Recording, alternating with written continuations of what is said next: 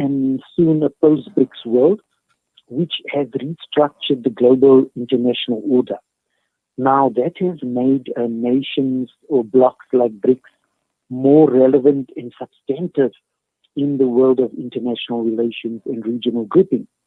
So a good example is just yesterday and today, South Africa is looking at a downgrade by Moody's and Fitch.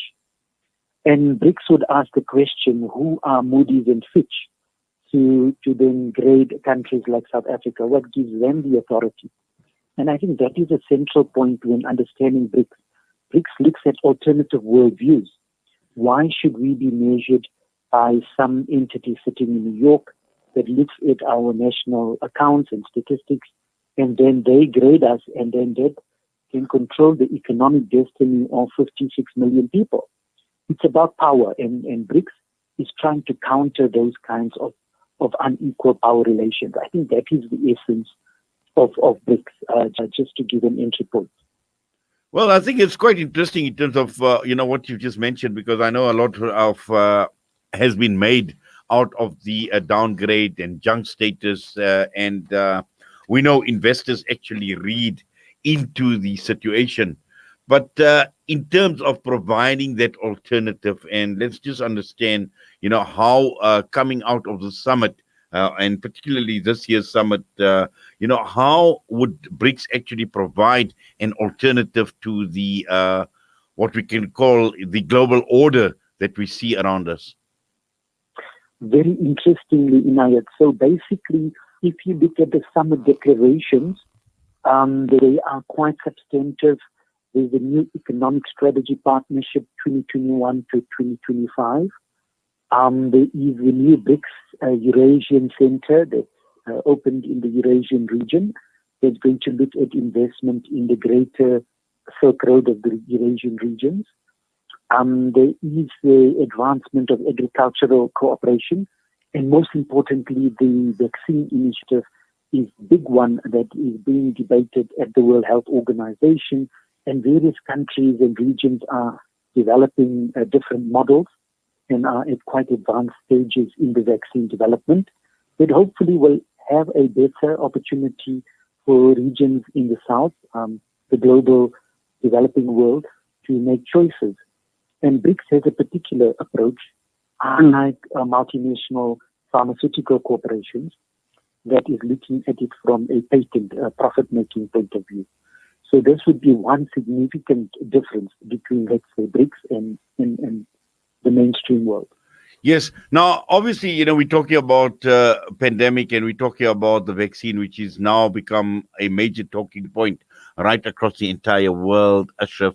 And we know that most countries are still struggling with the pandemic. We know the economies obviously have been affected.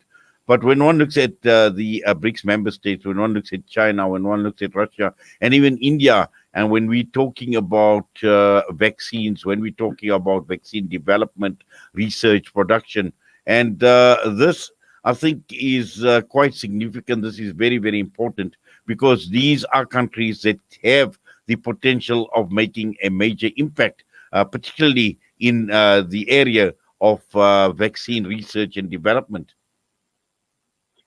Definitely. Look, China's got Sinovac.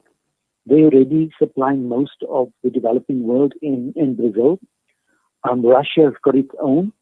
They are cooperating, and they're trying to all align to the WHO standards. Pfizer has moved in very quickly in the recent weeks, and AstraZeneca and Oxford, and then Moderna, which is a German initiative. So you have 5, and all of them are moving at a different level. And I think it's important for Africa to say, which models can assist our health system. What is the cost structure? What are the long-term impacts? Is there going to be intellectual property around it? Is it a profit model? Is it a public health model? These are huge questions that our government is looking at. And so it's not just like going into a supermarket and buying different kinds of Coca-Colas and sodas. It's very complex decisions behind it. It must align to the health system. It must be relevant to the local context. And these are the specialists that the universities will be able to guide us. So I think we have competent people, and naturally Within BRICS, we have access to the new development bank funding. $1 billion is available to South Africa through the BRICS Bank to make these choices. And so it deepens our choices. I think that's important. It gives us alternative channels of trade credit, different kind of export markets. And a big emphasis this year on BRICS is for smaller players, SMEs. How can SMEs get into trade, into e-commerce? We look at Alibaba, for instance. If you want to trade anything, you literally go onto the Alibaba platform and you can source any kind of goods or products or services. This is phenomenal. And we can look at many, many other opportunities within BRICS and the world, in the developing world. Well, Ashraf, I was going to raise this issue about the new development bank because we know that there has been a lot of reliance on the likes of the World Bank and the International Monetary Fund. And we know that comes at a cost. It comes at a huge price for countries to the extent that countries obviously have become totally subservient to the agendas that have been playing out by the global institutions like the World Bank and the IMF. Just how different do you think the new development bank is compared to these other institutions? Well, good question. So if you look at during the height of COVID, South Africa took a loan from the IMF. Look at the results. It was in May, June. Yet a few months later, we still in debt and we downgraded. I think that shows you that if our treasury and our economic policy is not aligned to what IMF wants, if you do not move into restructuring or retrenchment, then they would downgrade you. And then what it means is our interest repayment to the IMF is higher. So that so-called loan was actually had conditionalities attached. And this is the same old story for the last 4 decades. So within this framework, we need to say other models are better. Why South Africa went to the IMF loan, no one knows. Cabinet hasn't been transparent in terms of the decision process and how it was distributed.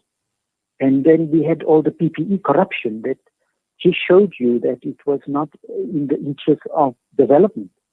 And so we need to develop the system. I think within BRICS, there's going to be very clear frameworks, and the funding is for development, infrastructure, trade, not for all these fancy consultants and people playing games on the stock market and those things. I think that's the difference. It's very similar to Islamic banking as well, because we don't link to the interest world, the world of interest. We look at trade in goods and services, fair value, and in an open market, but that is controlled in some way. And I think that's BRICS. Whereas the neoliberal model is everything goes. And that's where you get corruption and those things. So it's complicated, but I think, these alternatives are interesting as for Africa and other nations to explore. You just look at the success of China, its development path. It's growing at 5% a year when most economies are contracting. So you can just imagine if you in South Africa or Kenya and you want to export, you can't export to Europe anymore in the next year. They're in contraction. US is in contraction. So the markets are in the East. The markets are in these nations. And so that's where job creation only comes through because of export. If you don't export, you don't create jobs. And so this is the opportunity that the BRICS provide nations like South Africa. And I think it's a broader debate. And it's a new entity. It's only 12 years old. It's growing. And it can only grow and grow as the world diversifies. And you could see the new regional partnership, the RCEP, that is signed. It brought on countries like Australia and Japan and the Asian nations. So that's the largest trade deal that was signed last week. So these are all important indicators of new trade pattern. Well, Ashraf, Jazakallah for that and for your time with us this morning in unpacking this 12th BRICS Summit. And inshallah, looking forward to engagement with you once again sometime in the near future. But for now, we thank you. We say Jazakallah, and you take care and all the best to you. Shukran to you and the listeners. Keep up the good work. Ashraf Patel joining us this morning, public policy analyst, unpacking the 12th BRICS Summit. The time is just gone, 8:47 a.m. We come back, it's Crime Talk with Etiquini Sikyo. Osman's Taj Mahal Spice and Rice for